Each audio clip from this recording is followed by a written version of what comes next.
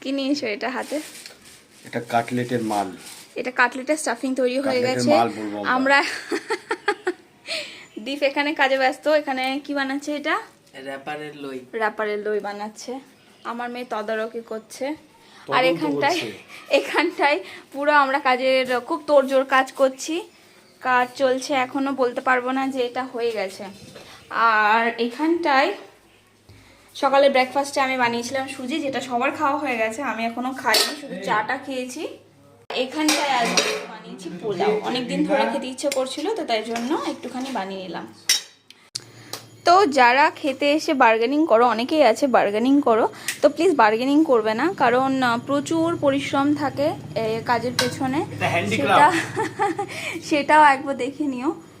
এখানে কিন্তু আমরা কিভাবে মালটা রেডি করছি সব কিছুই আমরা চ্যানেলে দিয়ে দিই, দেখে থাকতে পারো তোমরা।